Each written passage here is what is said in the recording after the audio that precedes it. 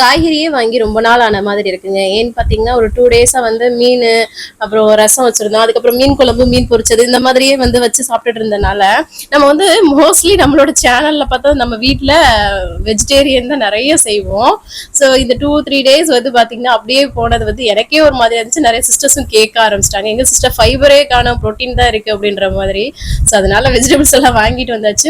எனக்கு கொஞ்சம் மைக்ரைன் அந்த ஹெட்டேக் இருக்கிறனால கொஞ்சம் நான் வந்து பார்த்தீங்கன்னா, ஸோ கம்ஃபர்டபுளா சாப்பிட்டுட்டு இருந்தேன். ஸோ இன்னைக்கு வந்து அஹ், ஒரு களத்துல இறங்கியாச்சு. நல்லா ஒரு மிக்ஸ்டா நிறைய காய்கறிகள் போட்டு சாம்பார் பண்ணிட்டு அது கூட வந்து பாத்தீங்கன்னா முட்டை தொக்கு வந்து பண்ணலாம் அப்படின்னு சொல்லி தான் வந்து ரெடி பண்ணிட்டு இருந்தேன்.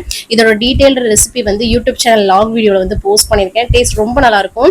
இந்த மாதிரி முட்டை தொக்குலாம் பண்ணும்போது சாதத்துக்கு, சப்பாத்திக்கு எல்லாத்துக்குமே நல்லா இருக்கும். வெயிட் லாஸ்ல இருக்கீங்கன்னா ஆயில் ரொம்பவே கம்மியா யூஸ் பண்ணணும், அதுதான் வந்து மேட்ரே. ஸோ அவ்வளவுதான். சூப்பரா வந்து பாத்தீங்கன்னா நல்லா ஃபீலிங்கா வந்து சாப்பிட்டோம் இன்னைக்கு. தேங்க்ஸ் ஃபார் வாட்சிங். பாய்.